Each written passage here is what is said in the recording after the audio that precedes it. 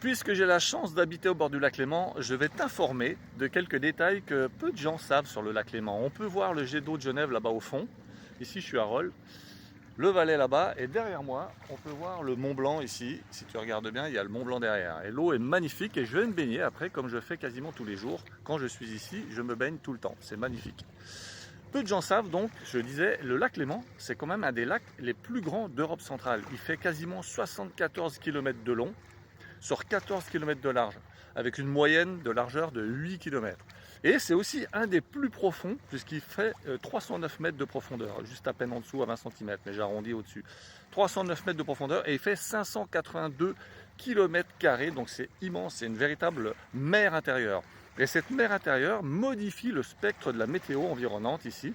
Et c'est parce que la différence de température entre l'air et l'eau va générer une différence de climat par rapport à l'évaporation donc de l'humidité qui va être créée par le lac. Et c'est ce qui fait ce climat qu'il y a ici et qu'il n'y a pas en Valais. En Valais, il fait toujours plus chaud et plus sec. Et souvent, les gens disent le Valais, c'est génial, mais il n'y a pas de grand lac. Il y a plein de lacs de montagne. Mais s'il y avait un grand lac comme ça ne serait plus le Valais puisque la météo serait radicalement différente.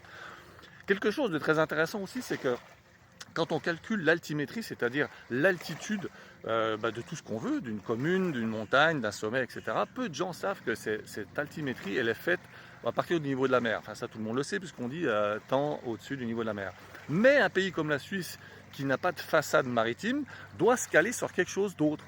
Alors, même si en permanence, depuis le 19e siècle, elle prend un balisage qui a lieu sur Marseille, il y a ce qu'on appelle la pierre du Niton. La pierre du Niton, c'est une pierre qui est dans la rade de Genève, sur laquelle est basée l'altimétrie suisse. Et si mes souvenirs sont bons, l'altitude exacte de cette pierre du Niton est de 373,6 mètres, je crois. 373,6 mètres, je crois, hein, de mémoire, c'est dans ces eaux-là. Donc c'est très intéressant et ça veut dire qu'en fait, pour arriver à calculer l'altimétrie de toutes les montagnes de la Suisse, qui est quand même un des plus grands pays de montagne par rapport à la superficie, tout est basé sur cette pierre du Niton qui est dans la rade de Genève.